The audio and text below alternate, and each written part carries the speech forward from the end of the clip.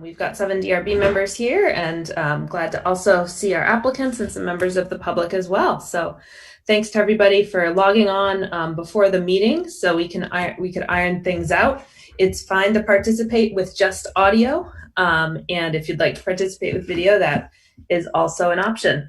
So my name is Kate McCarthy. I'm the chair of the Montpelier Development Review Board, and I'm calling this meeting here on June 4th, 2021 to order. Thank you for being here. What we're going to do next is review the procedures for participating in this meeting, considering the format is what it is. And so for those procedures, I will turn to Meredith. Did you want me to do that before you introduced everybody or after? I forgot to introduce everybody, so after. So what I'm going to do now is introduce everybody. Thanks, Meredith. A little rusty here after the holiday. I'm going to go in order on my screen and say the names of DRB members and give them a chance to introduce themselves. And I will start with Roger. Hello. And Abby. Hi, everyone. Kevin. Hello, everybody. Rob. Hello, everyone. Jean. Hello. Jean. And Michael. Good evening. Good evening. All right. Thank you. Thank you all for your introductions. And now we'll talk about the remote meeting procedures and process, or rather Meredith will. Okay, give me 1 second. I'm going to share my screen and get this going. Oh.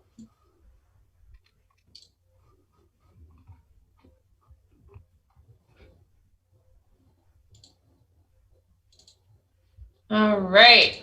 So a lot of this is for people who are viewing via ORCA, as well as for people who've never attended a DRB meeting before. For those of you who are on the Zoom meeting right now, if you're having issues with your audio, please note, here's my email address right here down at the bottom. So feel free to shoot me an email if you're having any issues. You can also use the chat function, but if you can't figure that out, shoot me an email. So for those who are watching via ORCA, you can participate in this meeting if you choose by joining the Zoom meeting using this link here, or you can call in using this number, and here's the meeting ID and password. And you can also download, I'll go back to this in a minute. You can also download the meeting materials here. Though of course I just realized I'm not sure how to go backwards. Give me a second. Sorry, I shouldn't have done it that way. I'll go back to the meeting materials link in a minute. So this Zoom meeting is being recorded as well as streamed live. Turning your video on is optional, as Kate noted.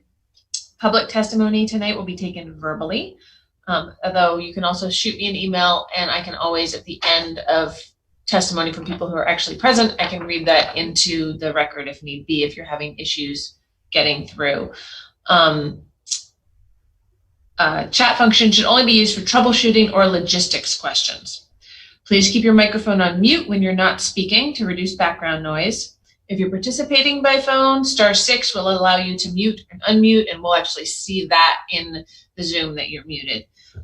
If you're interested in speaking on a particular matter, please raise your hand physically if we can actually see you on the video.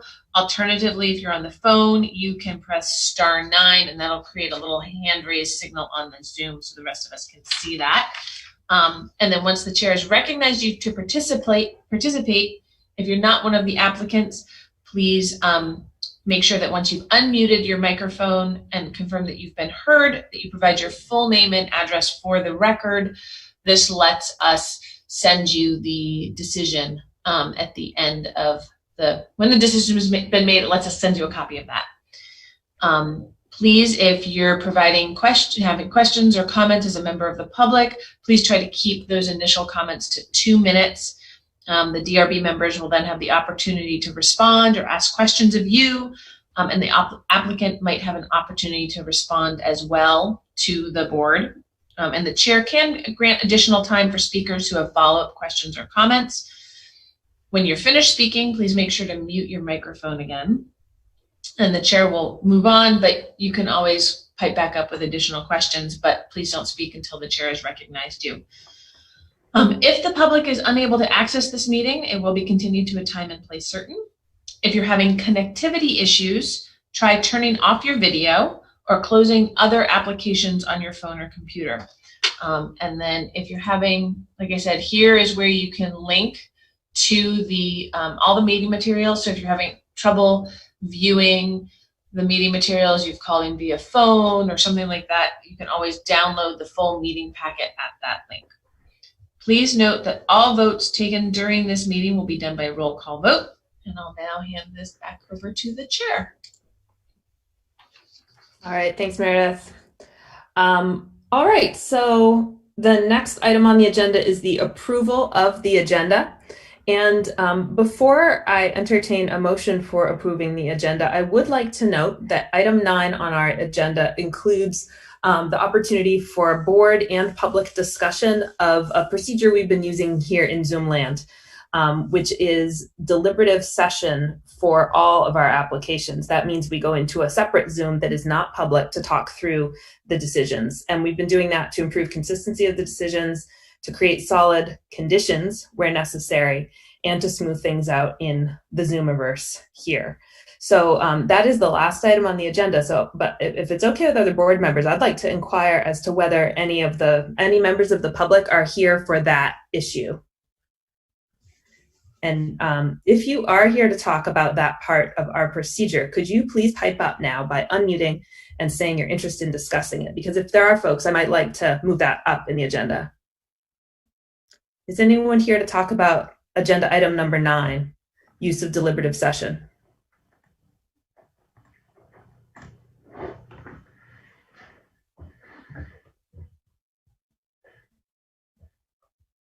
Okay, I wanted to pause just long enough to find buttons on phones and unmutes on computers. Hearing that nobody is on that, I think we can I would like to entertain a motion to approve the agenda. So moved. Motion by Kevin, is there a second? A second. Second from Jean, is there any discussion? All right, I'll take the vote by roll. Roger? Yes. Abby? Yes. Kevin? Yes. Jean? Yes. Michael? Yes. Rob? Yes. And I also vote yes. So we've approved our agenda. Thank you. The next item on our agenda is comments from the chair. I don't have any comments. And after that, we have the approval of minutes of our last meeting, which was December 21st. There are 4 of us who were in attendance and eligible to vote: Roger, myself, Michael, and Rob. So is there a motion to approve the minutes of December 21st? So moved. Motion by Roger. Second. Second by Michael. Or was that Rob?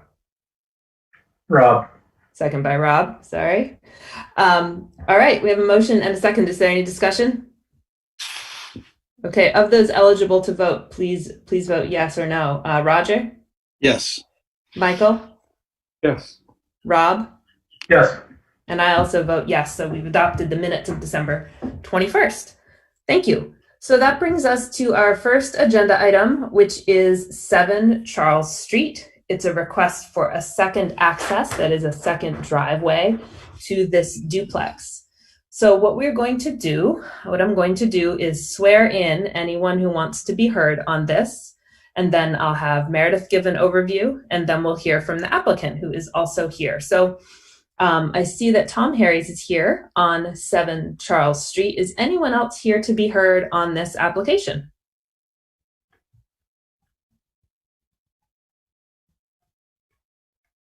Okay, in that case, I will swear in Tom. If you'd please raise your right hand. And I'll swear you in, Tom. Thanks. Do you solemnly swear or affirm that the testimony you're about to give is the truth, the whole truth, and nothing but the truth under the pains and penalties of perjury? Yes, I do. Great. Thank you very much.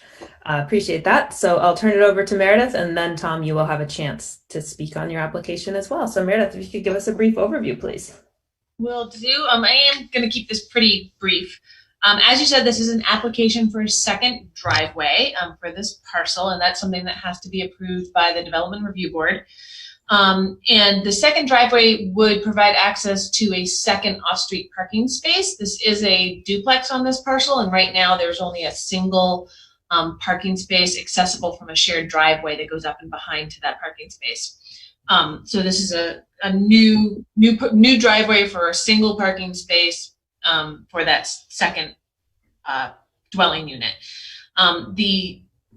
You can go through my staff report and see where there's things in red. It really, my sense is all pretty much points to the same question that I had, which is what the actual width of the driveway is going to be. There's not a set amount in here for that. It shows how much room there is, but it doesn't necessarily confirm that the driveway is going to be that full width. But that's something that could be dealt with a condition where applicant and Department of Public Works agree on that final width, and I have to have a final site plan with that before the permit gets issued. So it's still, even though it's an issue, I don't see it as a huge issue, but I think that it's worth the DRB going through the staff report and looking at those items. Sure.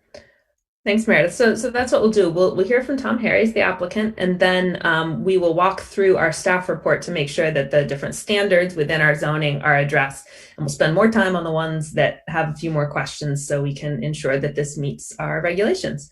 So with that, I'll turn it over to Tom Harries. If you'd like to tell us a little bit about your project, please.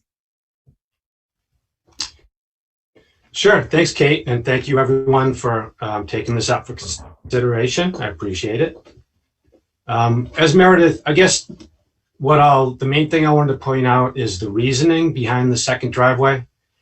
And as Meredith pointed out, there's only one parking spot, excuse me, there for the two units. So this would give that one extra spot for the residents in the other unit who don't currently have an off-street parking spot. And in addition, Charles Street is one of those streets that's on the never park during the winter parking ban thing. So that's another sort of reason why, it assists with the parking on that. So that's the reasoning. I did go out and, it's in the write-up there. Hopefully it's mostly clear, but, multiple times take measurements, check the property boundary markers, and also with a survey that was in place as well. It looks pretty clear that, there's no issues as far as, the space that would be needed to put the parking spot in there. As far as what Meredith was mentioning about the width, I mean, I care, I guess, a little bit, but I don't care about the width as long as, I just wanted the best chance for it to get approved is, I guess, what it would come down to on that.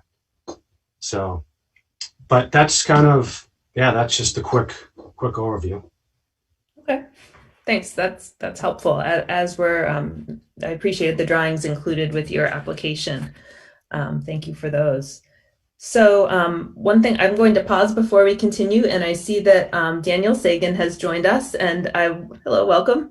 Are you interested in commenting on the 7 Charles Street application, Daniel? Okay, so I won't swear you in for this one, but we'll revisit that when we get to our next one. Thanks for being here. All right, so what we're going to do is go through the staff report, starting with, and Tom, did you receive a copy of the staff report? I have the packet for tonight's meeting. Is that what you mean? Or That's it. Yep, it's the 9-page document. Okay, yes. Yep. Thank you. Yeah, so that goes through all the different standards there to meet. So let's just start with our general standards. On page 3, we have dimensional standards for accessory structures and uses. And from your application, we see that you're not expanding the building or changing the use of the building in any way. But we do have a coverage standard as to how much of the lot can be covered with a building or with a driveway. And the coverage maximum is 60%. So about 3,400 square feet is the maximum that you could have. For the staff report, current coverage is about 2,500 square feet, which leaves 800 or 900 square feet to available. And that's where the question about the width of the driveway comes in part. If the width is 13 feet, that would be 322 square feet of additional coverage, which is still well below 3,400. So even if the driveway width was 15 feet, you'd still be under that number. So you said that you're I guess I heard you say you're flexible as to the width, but based on your thinking and the vehicles that are present at your duplex or maybe in the future, is there an optimum width that you want to design for and have approved? We aren't very well suited as a board to make suggestions or to design the project, but we will evaluate your request. Okay, sure. Well, I would say 12 feet. And I guess, that might come down to also if I was fortunate to get to that point on execution, if, something worked a little bit better with, the professional that was doing the work. But I'll throw out 12 feet as optimum. Okay. So we'll proceed with review of a 12-foot wide second driveway. Thanks, Tom. So we will clarify this in the permit. I'm looking at the staff report. I have another computer screen here. That's why I'm gazing off into the distance. Yes, so we'll just want to see that reflected in a final plan to the zoning administrator before the permit is issued. So that could be a condition. Do other board members have questions or about this standard? No. Okay. I'm gonna move through the other general standards. They mostly don't apply. They are 3004 demolition, 3005 riparian areas, 3006 wetlands and vernal pools. Those are not present on the site. 3006 steep slopes, which are not triggered by this application based on where the driveway is going to be. 3008 erosion control. Our standard is that any projects need to comply with the best practices for erosion control in our zoning bylaw. That's just that's a standard part of constructing a project, but you don't need to do a professional erosion control plan for this project. Similarly, stormwater management, there have been no concerns expressed about the changes to the stormwater, no major changes to the site or concerns from the Department of Public Works. So are there questions about any of those standards and whether, do DRB members need any more information to understand how those do or don't apply to this project? Okay, thank you. So next is access and circulation, and this is section 3010 of the zoning, and it's the place where it calls upon the DRB to review the second access in the first place. So that's why we're here for this. And our standard is that a lot may be served by only one access point, except that the board may approve more than one access on a lot when necessary to accommodate unique physical conditions on the property, to provide adequate emergency access, or to provide adequate traffic circulation within the site. So we heard that this is to accommodate the one half of the duplex. And it sounds like one of the something I might characterize as a unique physical condition is that your existing access is shared with 11 Charles Street. Is that correct? Yes, that's correct. It goes back many years ago with it's in the write-up, and when the property was transacted a year and a half ago, they kind of tweaked that. The previous owners at 7, and then the current owners at 11. Mm-hmm. So it's shared, and they have the property line kind of cuts right along their building, and they have sort of in the basement an entry exit way. So as they come out of that, they're kind of, in the driveway property. Mhm. So it's really, they wanted to keep it that way, and it's important for them to at least have access around, in that area. So that's probably the biggest thing. Okay. Yeah. Is that part of what makes it difficult to accommodate both tenants from the duplex with the single driveway? Or is there simply not space? Well, yeah, the single driveway only accommodates one vehicle. You technically could fit two vehicles front to back, but it's really not feasible because the driveway narrows as it gets up higher. And if you did that, it would be quite a mess with snow removal and buildup. And then also just taking the garbage and the recycles down. You couldn't get by with another vehicle there for that. So there's not only that, it's actually in the write-up that two vehicles can only be parked there, at certain times. That's kind of the agreement with the people that share it with. So it's really a one spot driveway. Okay, thanks for that description. I would note that shared access between adjacent properties is strongly encouraged in our zoning bylaws. So you are already doing that. So you're certainly meeting one goal of the zoning.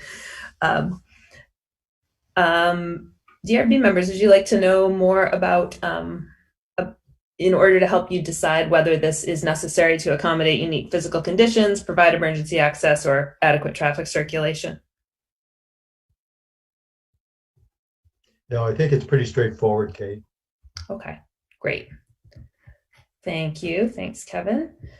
The next standard having to do with access and circulation is spacing, and that requires certain amount of linear feet between driveways, and those minimum distance requirements are met with the proposed new driveway, so that standard is met. So the only other issue, and this is a blue highlight, not a red highlight, so it's, is from Department of Public Works, and the desire for clarification around where the public right-of-way line is for this project. And I wonder if there's been further clarification of that question between the applicant and the department, or whether, Meredith, you've worked with DPW on that. What can you tell us about that? I couldn't quite absorb it as I couldn't quite tell where we landed on that. Tom, do you want me to talk about this for a second? Sure, that would be great. Thanks, Meredith. So I'm sorry it was hard to explain and not just reiterate everything that was in the emails. But when Corey was looking at it from Department of Public Works, Corey Line, I think he felt like it was really, really important to have a clear measure from the middle of the public right-of-way as to where that line fell. But we do have a survey. The survey shows that the public right-of-way is in line with the pins, and Tom found the pins. And so it seemed to me like maybe Corey was looking at a bigger picture that didn't really matter in this instance, given that we have, it was more than sufficient length from that pin, over 20 feet from that pin, space, almost 23 feet, if you look at that exhibit 3, which is on page 27 of the packet, to get a 18.5-foot long parking space in there. That's all the room that we need, is to get a car out of the public right of way. So it looked to me like there's enough information here for the board to make a decision, okay. Without Tom having to go through and remeasure where the right of way is based on the middle of the road, because we have a survey. Fair enough. It's a DRB if they feel like that there's not enough information, it can be resolved by having a final site plan that's DPW approved prior to the permit issuance. Okay. If anything, this is surprising us because we don't always have a survey that gives us decisive information about where the right of way ends. So we're confused by something having been done right. No, Yeah, exactly. I'm kind of joking, but it's really just that simple, I guess. Does anyone have a question or comment about this? Well, I just would, reiterate that I think it is, very crystal clear, and as long as the landowner truly believes that the opinion found is the one that's there, I see no issue at all. Okay, thanks, Rob. And Kevin? Yeah, just a quick one. What is the material that's going to be used for the second driveway?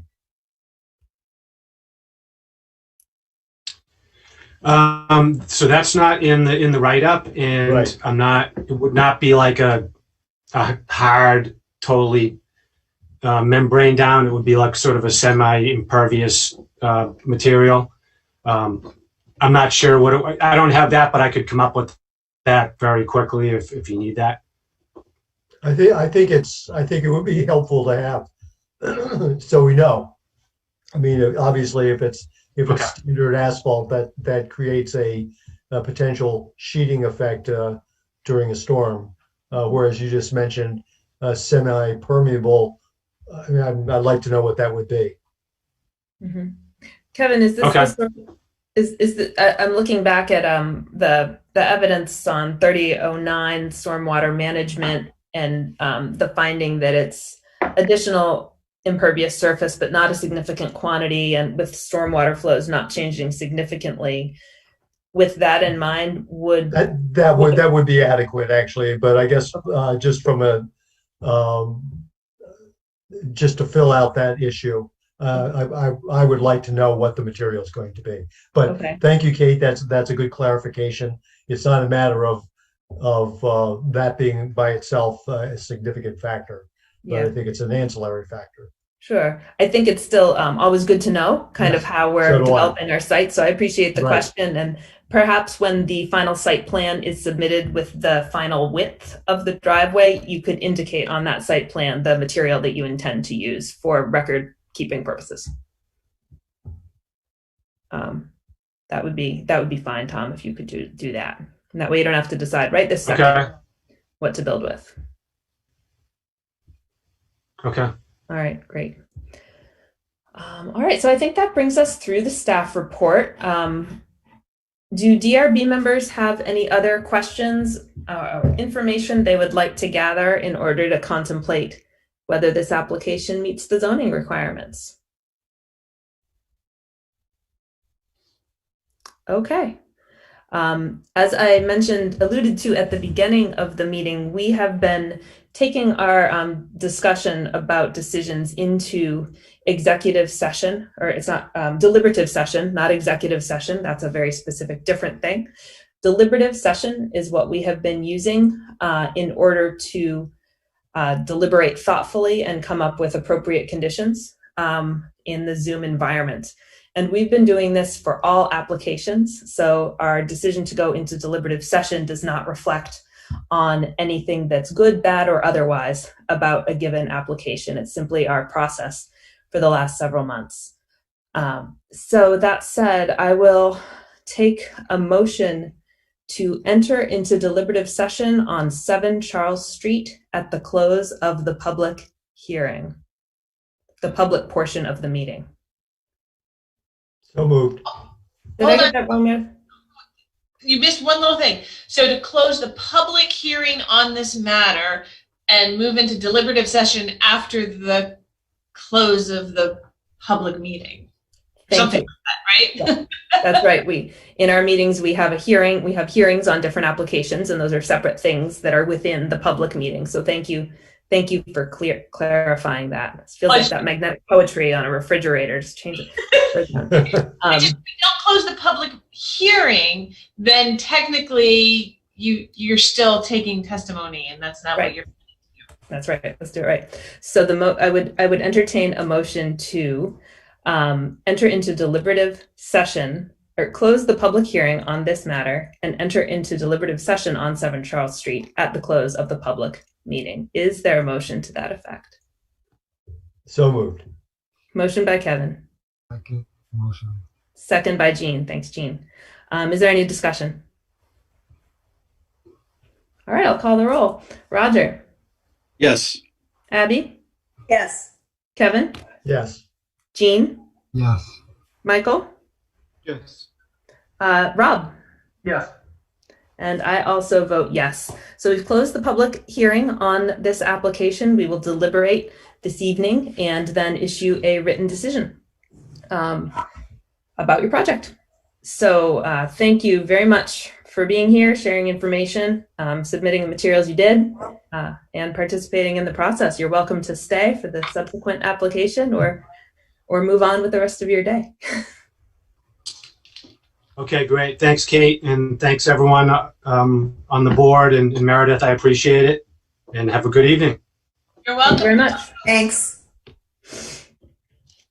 All right. So next, we are moving on to an application at 1 West Street. This is a change of use application. The use being contemplated is a conditional use, and we will also be undertaking conditional use review as well as minor site plan review. I'm pulling up my documents here. What I would like to do is, if there's anyone here to be heard on this matter or who thinks that they might like to speak later on this, what I will do is swear you in. And in order to do that, there you go, please raise your right hand if you're going to speak on this matter. And please, if you're going to speak on this matter, unmute yourself so that we can Okay. hear you. So I believe Katie and Daniel so far. I see other folks here who are Justin. not unmuted. And Justin. Okay. Thanks. I'll go for it now. Do you solemnly swear or affirm that the testimony you are about to give is the truth, the whole truth, and nothing but the truth under the pains and penalties of perjury? I do. Yeah. I do. Great. Thank you. So I'm just going to note Katie is the applicant, and Justin and Daniel are two folks who will be interested in speaking on the matter. So what we'll do is very similar to what we did with our last application. I'm going to turn to Meredith for a brief overview and then turn it over to the applicant, to Katie, to speak a little bit about the project. At that point, I may ask if the people attending to speak want to have specific things that they want to speak on that could be done during our review of the application, or want to give an overview statement. We'll decide that in a second, okay? But you will have a chance to speak. So I'm going to hand it to Meredith. Okay, so this is an application by the Vermont College of Fine Arts to add a new use at 1 West Street, which is the Dewey Hall, and it's the food service contractor use. So they already use that space for serving the students and other entities who might lease the space. I know at one point Necky was also using the kitchen for its students. But because this is a situation where somebody would be coming in and cooking food there, but then taking it somewhere else, so it's like a catering service, it becomes the food service contractor use, even though it's still just using the kitchen to prepare food. So that food service contractor use is a conditional use in the mixed use residential zoning district. Because it's a conditional use, it has to come here to the Development Review Board. I don't think there's a whole lot more to my overview that doesn't get so detail oriented that we're getting into zoning regulations specifics. So I'm going to hand it back to Kate. Great. Thanks for that good overview. I will hand it on to Katie to present briefly on the project before we go into reviewing the standards in the staff report. So Katie, please. Sure. Thank you, Kate and Meredith. I forget exactly how long ago it was, maybe a month or so ago, Justin Turcott reached out to me with a question about our kitchen capacity. Justin has been providing meals for homeless and elderly throughout the pandemic by way of I believe originally it was a federal grant. I think it now may be a state grant. He could probably speak more accurately to the funding sources. And I was really interested in the conversation because we have been remote since last March. So our kitchen really has had minimal operation. And so we certainly have capacity for this, not to mention potentially long-term partnership opportunities. So as a result of that, Justin and I had several meetings with our culinary director, Mike DeWeese, and we all decided this was something that was worth pursuing to see if we could make it work. Justin, is there anything else you would add? Did I miss anything important about your funding or more background you'd like to add? No, that sounds great, Katie, unless the board wants to hear anything else. Great, thanks. Yeah, thanks. That's a good overview. It's always good to know sort of the backstory behind these projects, though I will just remark that our purview is limited to the impacts of the project, but I sure like hearing about what's going on in town. So thanks for that. Okay, so what we're going to do is we're going to walk through the staff report, and the items that have been flagged for us to consider have to do mostly with access and circulation, so comings and goings from the site, how it might affect parking for students at the dormitory when classes resume on campus. That is the type of impact one of the impacts that we will be looking at. So that's going to be an item for discussion.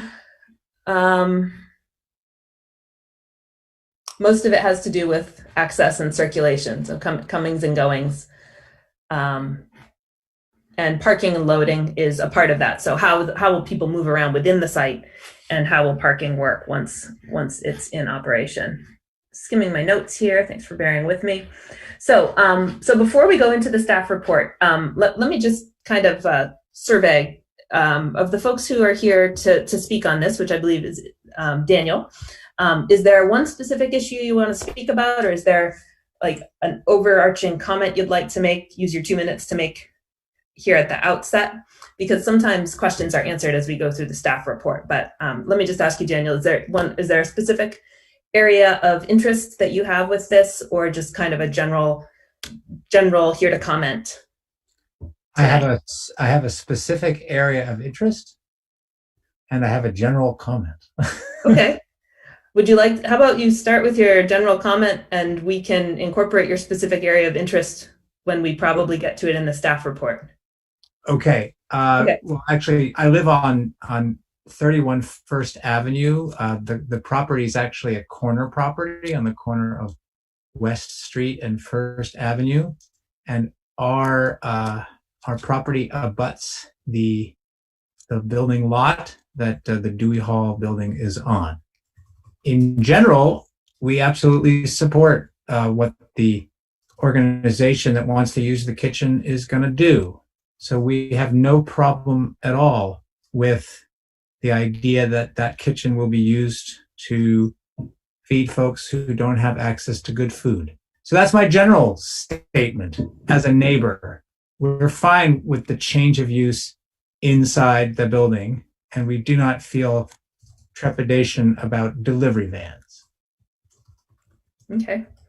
And may I ask about the nature of your specific comment so I can make sure we fit it in the right place? The nature of my specific comment can be addressed to the statement on page 13 of 13 of the staff report, which it would be item 25, subchapter A, subchapter III, where it says any additional cooking odors will be similar to those present when students are on campus. I would like to address the cooking odors when students are on campus, and I'll address that when you get to it. Okay. I'll make sure make space for that. Thank you.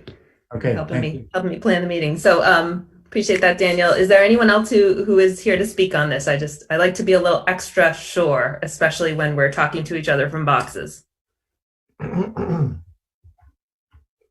All right, then let's go ahead and move through the staff report. If that's all right with board members? Yep. Great. Okay, so we're going to start as we do. There is some overview information here about some of the parcel and property history having to do with past being subject in the past to institutional PUD. I'm not going to get into that because it doesn't govern what we're doing. It's just some context. People can ask questions about it later if they wish. So we're going to start with overlay zoning districts on page 4 of 13 of the staff report, that this is in a design control overlay district, but we're talking about a change of use, not a change of the building. And so this does not, this is exempt from design review. So then moving on to the general standards, as we heard from Meredith, the addition of the food service contractor is a conditional use, so we will evaluate it for its impacts under the conditional use review standards, not the general standards. Sections 3002 and 3003 are the dimensional standards. Lot, setback, density, buildings, those things aren't changing. Similarly, standards related to demolition, riparian areas, wetlands and vernal pools, steep slopes, erosion control, and stormwater management. None of those apply because the site is not being modified. But nevertheless, I will pause and see if DRB members have any questions. Okay, thanks. So that brings us into section 3010, access and circulation. And we discuss this because we want all of our developments to promote safe and efficient access to and circulation within a property for vehicular, bicycle, and pedestrian traffic. So the access to the site is not changing. Is that right? There's still, there's a driveway in today and it's going to be the same driveway tomorrow. So same width, same access point onto the parcel. Correct, yes. Okay, thanks. So what is changing is that there will be a slightly different volume or type of user of the site. And the application and the staff report indicate that that's about 3 vehicles that will be using the site and the parking. And that, how to put this, it's about 12 to 14 weeks a year that under normal circumstances, students are on campus. Correct. And during those weeks, that's when our food service is fully operational. So it would be staff that would be using that lot. That lot is not a student parking lot, just as a point of clarification. Oh, thank you. I had misunderstood that, and I think I misstated earlier in this meeting. So thank you. Thanks for clarifying that. So that'll be a staff parking lot. Okay, so is it the case that when you're operational with your staff needing parking, will the food service contractor vehicles need to park on the street, or will staff need to park on the street? That would probably depend on who gets there first. There is plenty of street parking or additional parking lots, so we don't anticipate that being an issue. Okay. And maybe a question for Justin might be if the delivery vehicles and the vehicles that deliver food to the kitchen and take prepared food away, if they need to operate from parking spots in front of the building, what sort of impact, if any, does that have on the surrounding area? We would hope to utilize the 7 existing parking spaces in the staff parking lot as they're closer to the loading dock, and that's kind of what they're designed for. If we did need to use street parking, I think ideally, and maybe Katie can speak to this, we would be using other VCFA designated parking that was off street on other parts of the campus. But in the event that we did have to put unusual circumstance, we would put a vehicle on the street. I guess it would be like parking any other car. Okay. So it sounds like you anticipate that it won't be necessary to park on the street for delivery purposes. That would be the exception rather than the rule at those times when students are on campus. Yeah, and Justin, help me make sure that I'm explaining this accurately. So Justin anticipates a maximum of 3 vehicles from his operation using that parking lot, one of which would be a van that would be doing deliveries. And I am imagining it would be parked and then it would pull up to the loading dock, it would get loaded, and then it would leave. So just to sort of paint a picture of what that would look like. And Justin, does that sound accurate to you? So even if that van had to be on the street for some reason or in a different lot for another reason, it would still come to the parking lot, to the loading dock, be loaded, and then leave. Yes, you're correct there. And I would also just add the perspective that as a former instructor of the New England Culinary Institute, I had the pleasure of working at this facility for 5 years, and I intimately understand the importance of not idling vehicles, keeping staff, not making a lot of noise. We had a lot of students there, and so there is signage up already from before, but we certainly want to be good neighbors and considerate of all the people in the neighborhood. Okay. Great. So do board members have any other questions about access and circulation? And we're kind of blurring into section 3011, parking and loading areas.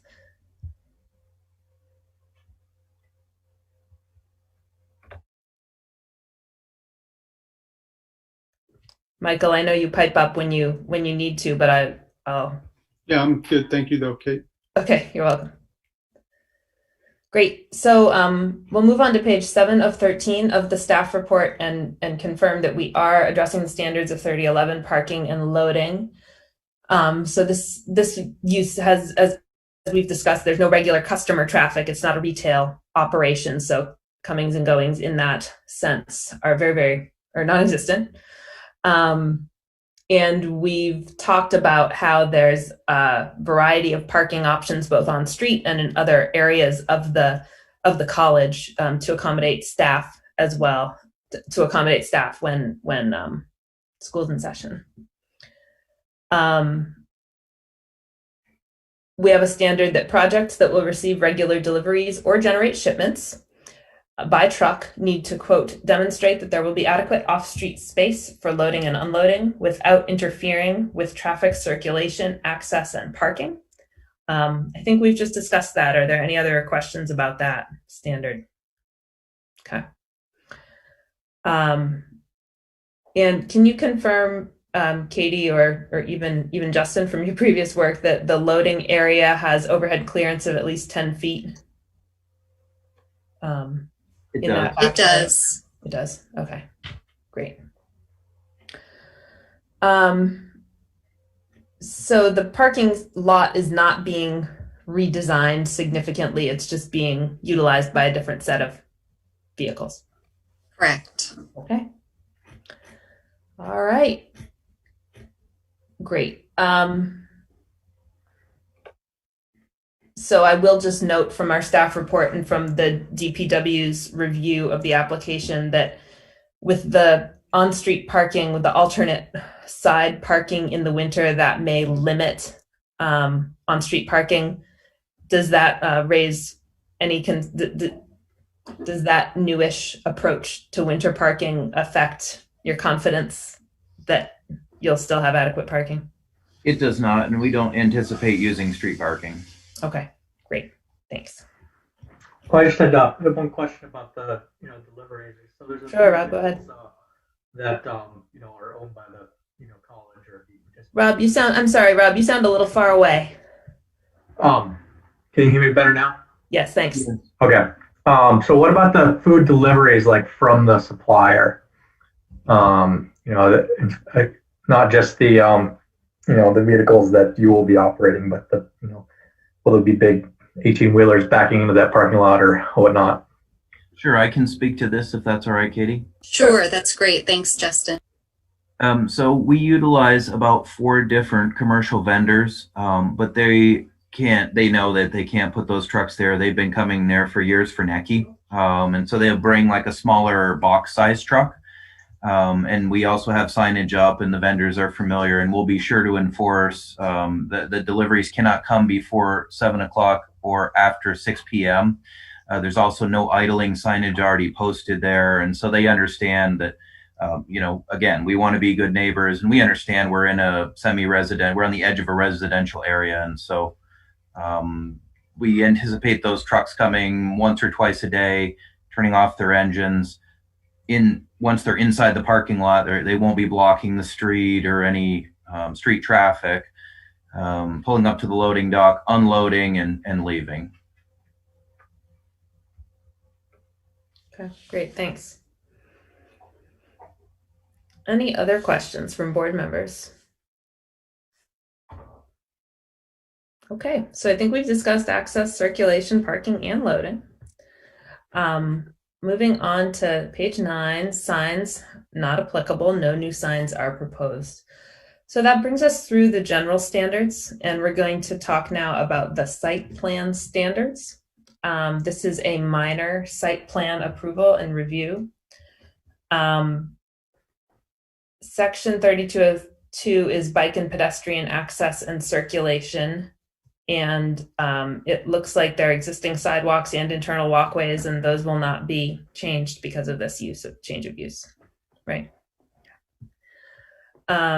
Landscaping and screening. We require a landscaping and screening plan except when there are changes of use on a site that's already developed in accordance to an approved site plan. And this site is already developed in accordance with an approved site plan.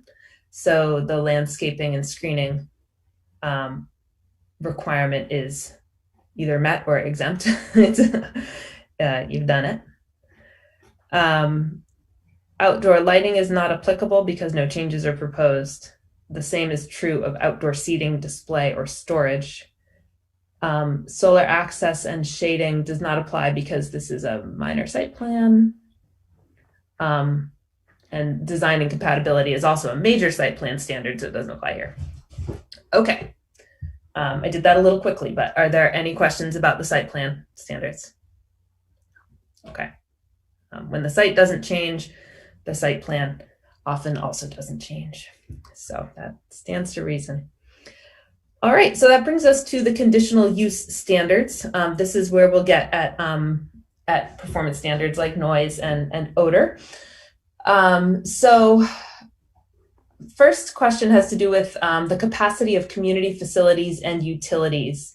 Do you see this project as having a great impact on sewer, water, electricity, schools, parks, roadways? We do not. Okay. One question from DPW had to do with how food scraps would be dealt with, and we have testimony by email that VCFA believes its current holding capacity will accommodate the new use. That is accurate. That's correct. Great. Okay. Thanks. Just wanted to get that in the record. Do board members have questions about this category of impact? Yeah, Abby. I'm not sure this falls into this category, but I'm just wondering about volume and if you anticipate, it sounds as if that the facility right now is not being used or being very underutilized, but do you anticipate that the volume of activity will increase over time and would then potentially impact city services and other, characteristics? It's a great question, Abby.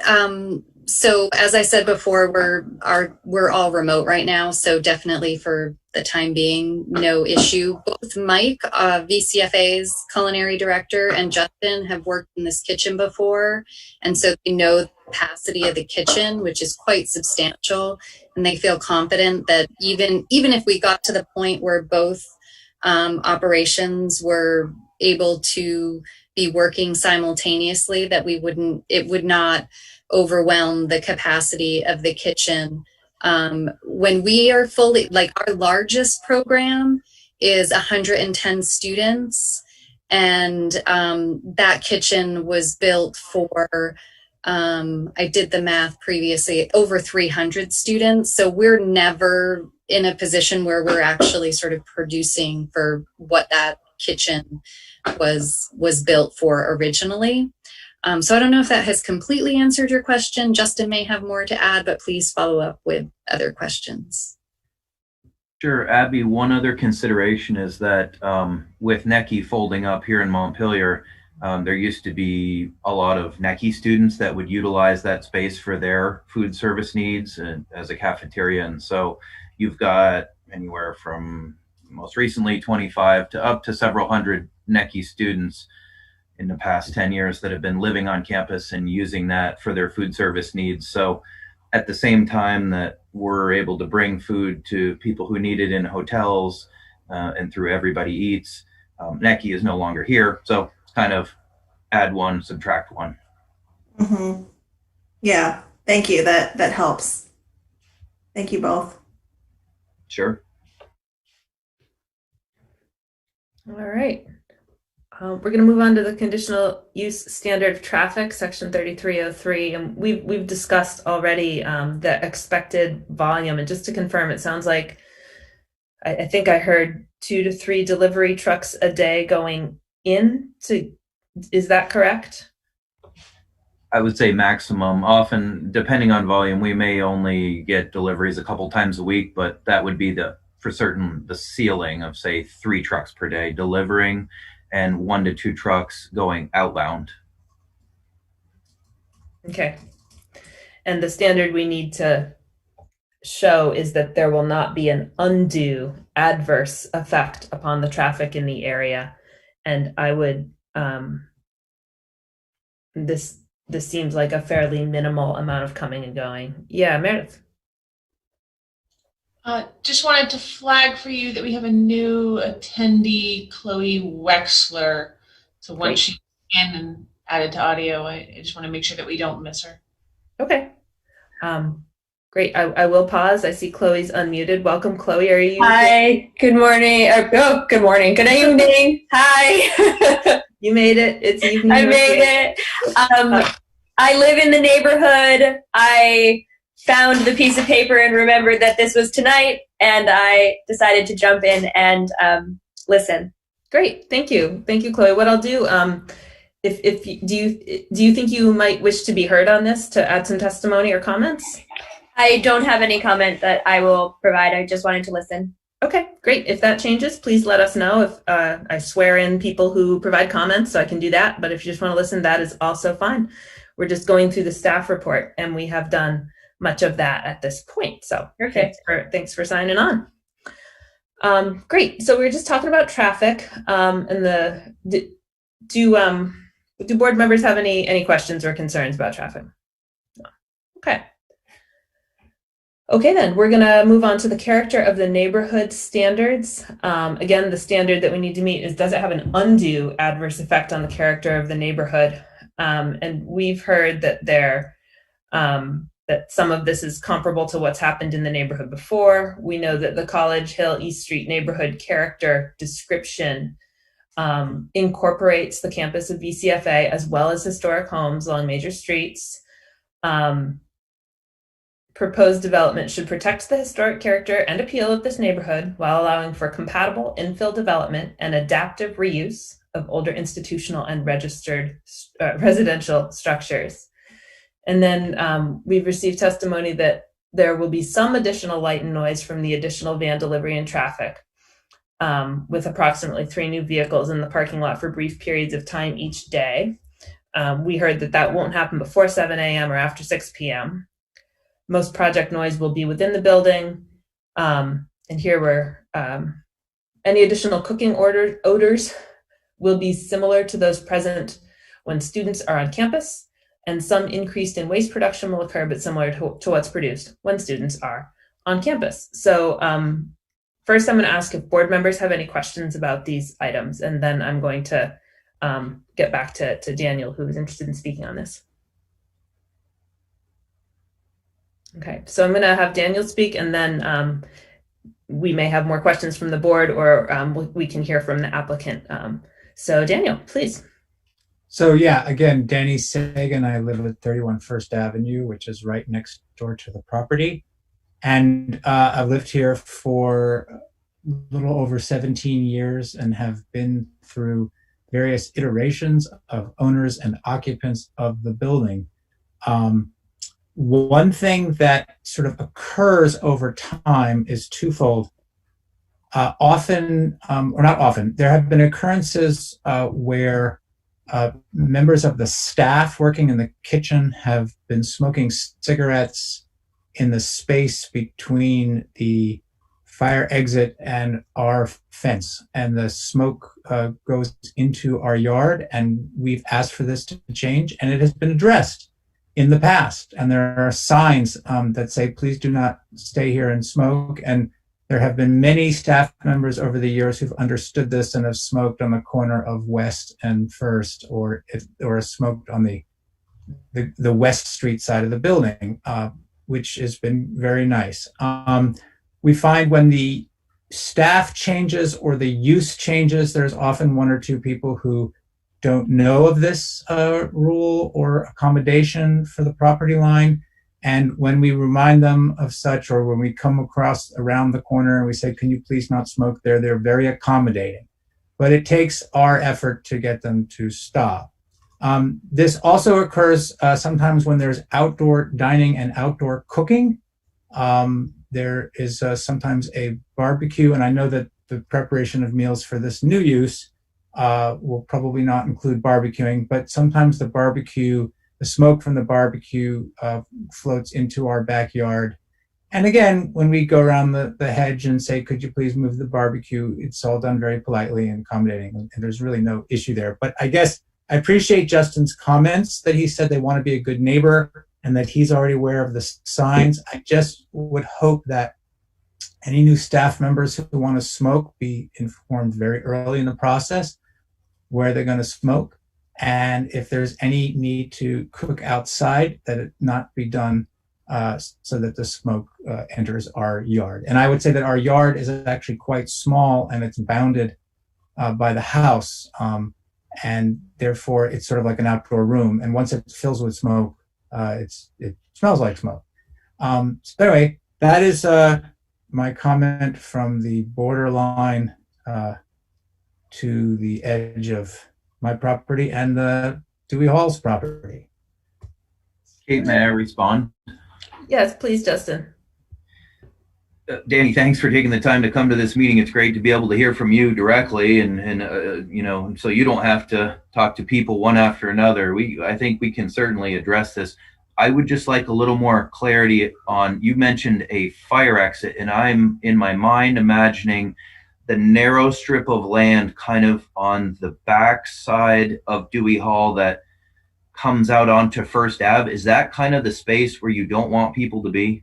Yeah, just to be, you're correct. All right, so the space where people smoke is there's the First Avenue side of the property.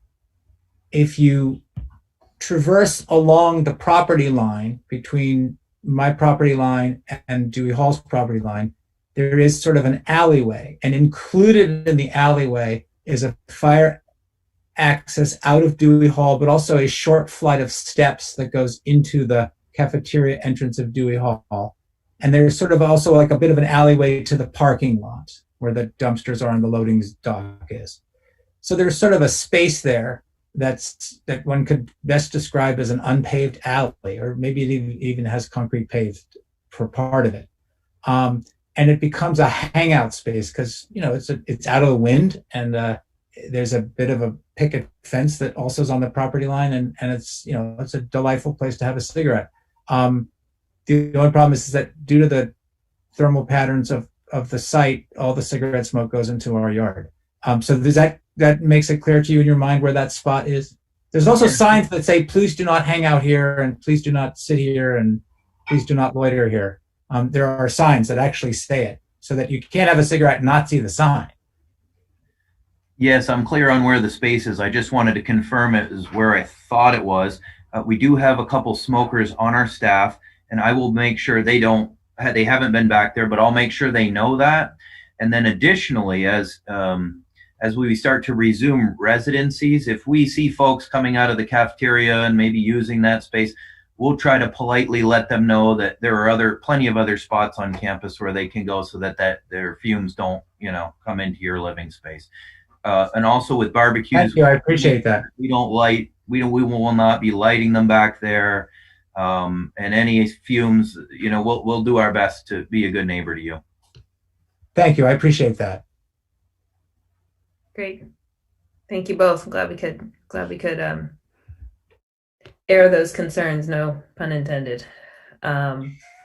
So I will clarify that those are types of things that are unlikely to be part of the permit or conditions to the permit, but this venue is a completely appropriate place for people to get together and talk about what changes to the neighborhood mean. So thanks for doing that constructively. All right, so we've talked about some of the character of the area standards, including odors and waste production. The last couple things on the character of the area are architectural compatibility, which the architecture is not changing, so we can assume that standard is met. And the same is true for yards, lot coverage, and landscaping. So do board members have questions that do board members want to ask questions to get additional information about character of the area and whether and how there will be impacts? Feel free to ask them now. Okay. All right, I see Kevin is rejoining us, and we've just completed the review of the character of the area standards, Kevin. Yeah, I'm sorry. Everything just crashed, so I'm just getting back on now. Okay. Thanks for letting us know. Sorry for the crash, but you persevered. These things happen. They do. They could happen more. Thankfully, we're pretty lucky. Okay, so at that, we've been through the standards. Do folks have any? I will put it to board members if there are any final questions or comments about anything in the application. Yeah, Roger. I just have a question of interest for Katie or Justin. How many meals do you prepare a day, Justin? Sure. The current state contract has us preparing, today we made 111 meals for distribution in the Northeast Kingdom. But I would add that we reduce that number of meals 7 days a week. The state contract was written to allow some flexibility depending on demand for these meals. For people who are cold and need to come out inside, or are having domestic problems, or are first responders, or a variety of other reasons that people may need to quarantine for COVID, or they don't have the situation at home where they can do so safely, so that these hotel rooms are available to them. So we're anticipating between 700 and 900 meals a week that are being delivered to 5 or 6 sites, mostly in the Northeast Kingdom right now. Additionally to that, we just finished up a contract with Everyone Eats, which was much closer to home here in central Vermont, in Montpelier on Berry Street, and in Berry City for the Salvation Army and the Good Samaritan House. Also serving healthcare facilities where there were pop-up breakouts where they needed their food service team had to collapse because of quarantine requirements, so that they were able to continue to serve their populations. That was a roughly an approximate number of meals per week, varying from 800 to 1,200 meals per week. As you may or may not know, that funding for that program has ended at the end of the calendar year, but we are anticipating and looking forward to resuming being able to participate in that program should we be invited and that funding is resumed. So I guess that would put us somewhere in the 2,000 units per week range. Great. Thank you very much. Great work. All right, thanks. Any final questions? All right. Well, thank you for walking us through that project and answering some questions and concerns. As I noted before, we conduct our deliberations in a deliberative session that is a private session in order to reach better outcomes, conditions, and conclusions than are possible to do smoothly on Zoom otherwise. And that is what we hope a temporary thing, but something we are doing for all applications now, just regardless of complexity. So we will do that this evening and issue a written decision. So with that said, is there a motion to close the public hearing on this application and move into deliberative session at the conclusion of the public meeting?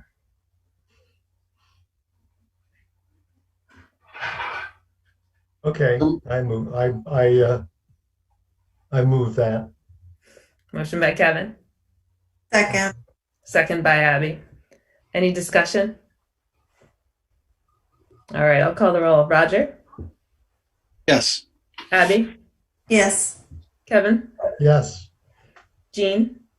Yes. Michael? Yes. Rob? Yes. And I also vote yes, so we will enter deliberative session on this matter at the conclusion of the public meeting. Thank you all for participating. Appreciate seeing you here tonight. And we'll be in touch very soon. Thank you. Good night.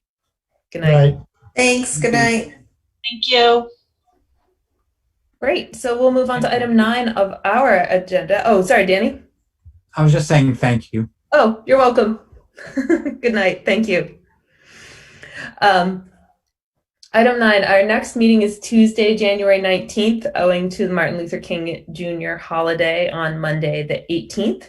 And as usual, our meeting will be at 7 o'clock on Tuesday, the 19th. So what we have next is board member and public comments or discussion regarding the use of deliberative session for every application discussion. When we started doing this, probably in September or October, it was a new thing. My proposal was that because it was new, we should treat it as a pilot to see how it helped or hindered our operation as a board using Zoom during COVID-19. And so I asked Meredith to put a note in the calendar for the new year so that we could review and discuss this as a group. And she did, and here it is. So this is our opportunity to talk, and including to get Meredith's feedback on how this has been working, whether we think it is serving our process, serving the public, and ensuring better decisions. So I would open it up for a discussion.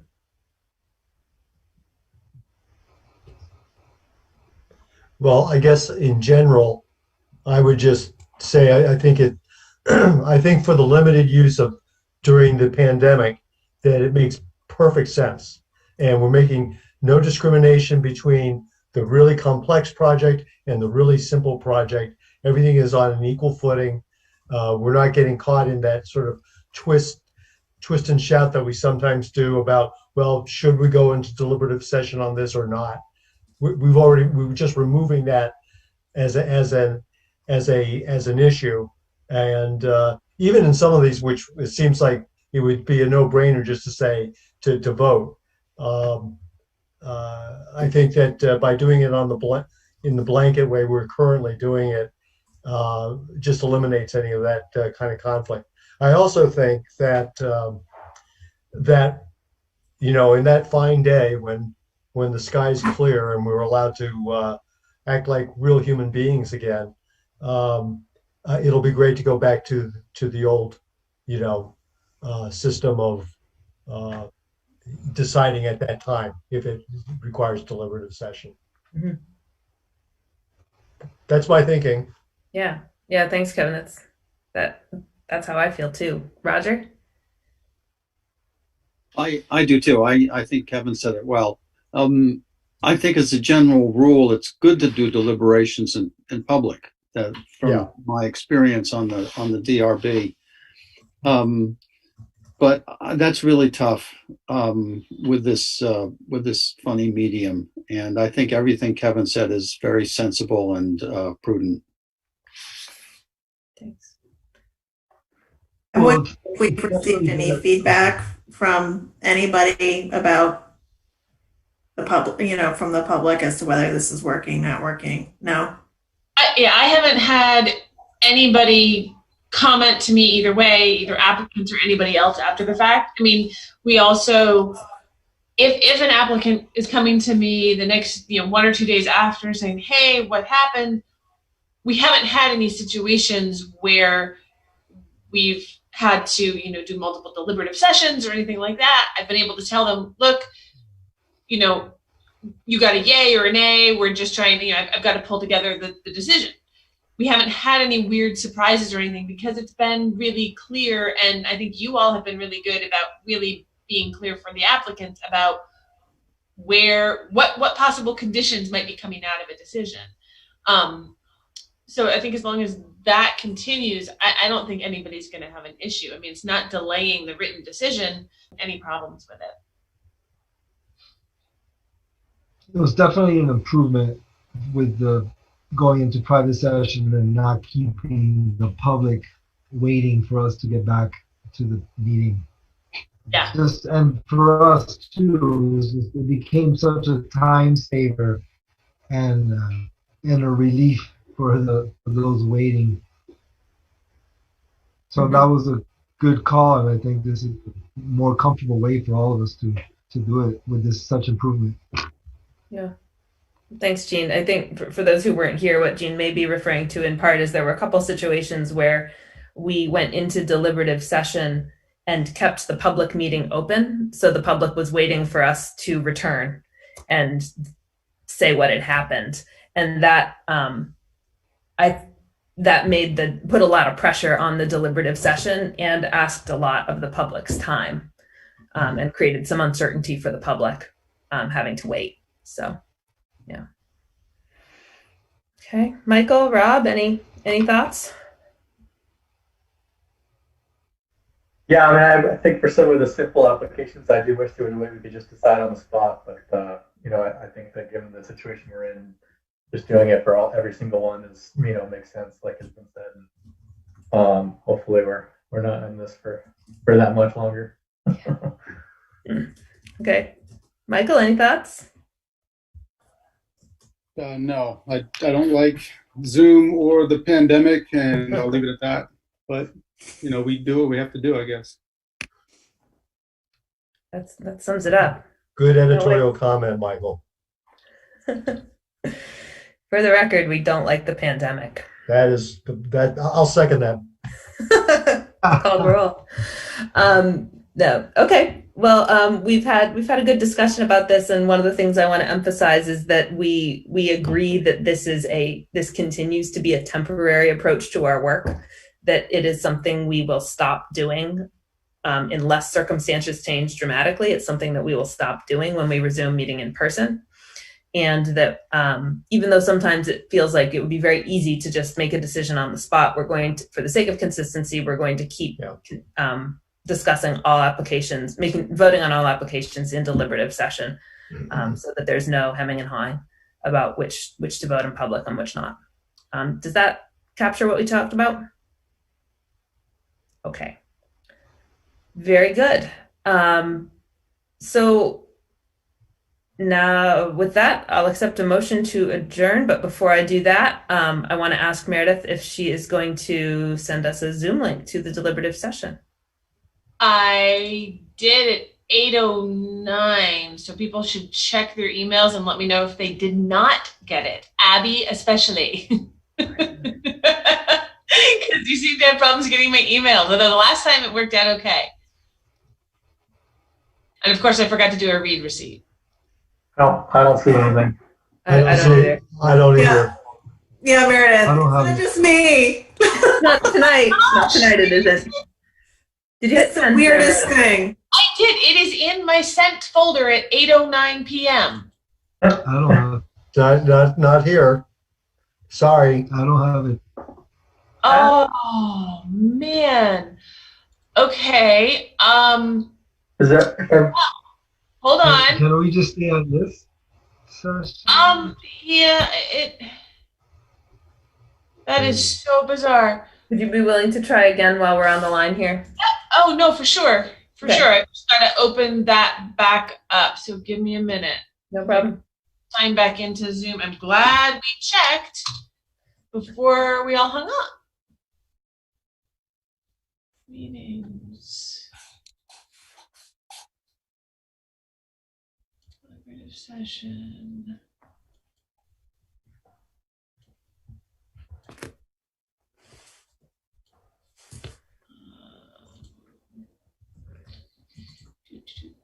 Let me try it a different way.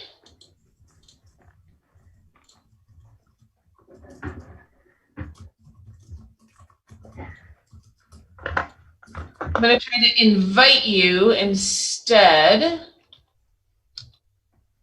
And I'm just going to send it to all DRB members, whether you're here or not. I'll try this.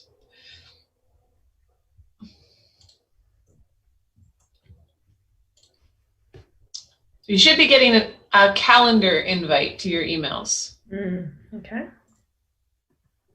Titled DRB Deliberative Session. Unless, of course, like the city email server all went down or something. Mm-hmm. In which case I'll log into my personal email and send it to you. Yeah, if you prefer, you could also send it to just, well, one of us. I can send it to just you if you want to try and forward it. If that would be easier.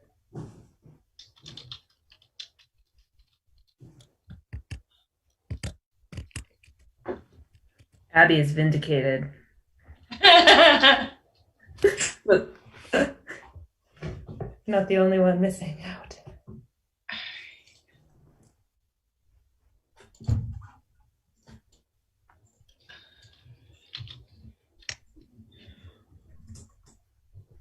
Compose. Kate.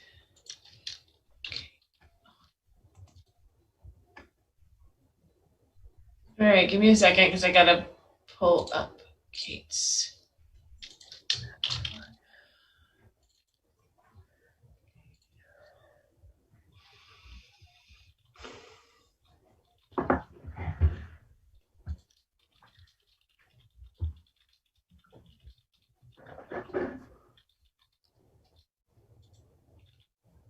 Is there any other business?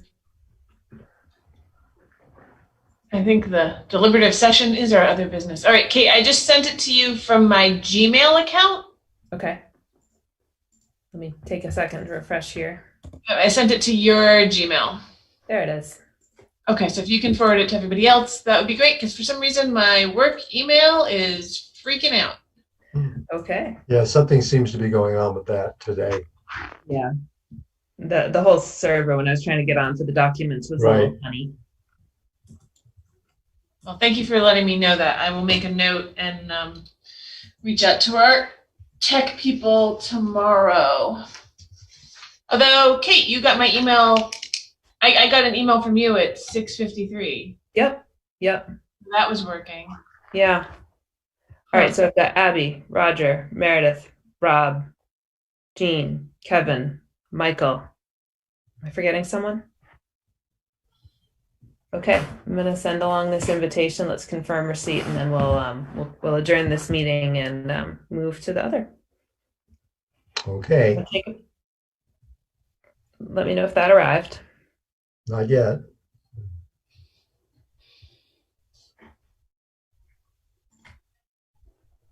I just got it from you, Kate. I got it.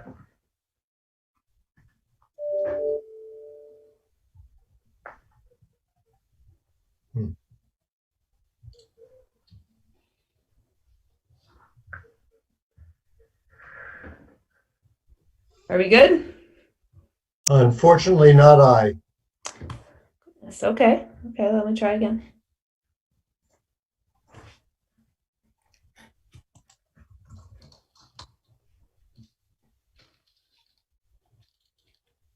I could just walk up to your house and get a slip of paper that has Yeah. just come in and walk back to my house and then That'd be fine. Okay, it looks like I've got it. Okay. hold on. I've got the link. I'm gonna try to load it up. So I Okay. said anybody who has gotten the link, you can get off of here and go get on the I think A motion to adjourn? We do need a motion to adjourn. And Yeah. Abby's still in Can trouble. you send it to my work or my personal? I sent it to your personal. I'll send it to your work. Oh. Okay, you could send it to work too. Okay. Here it comes to work. Okay. All right. Are we ready to adjourn? Is there a motion to adjourn? So moved. Motion by Rob, Second. second by Roger. Call the roll. Roger, Yes. Abby, Yes. Kevin. Yes. Looks like Jean's already gone. Michael, Yes. Rob, Yes. and I also vote to adjourn. The meeting is adjourned. See you in deliberative session. Thank you.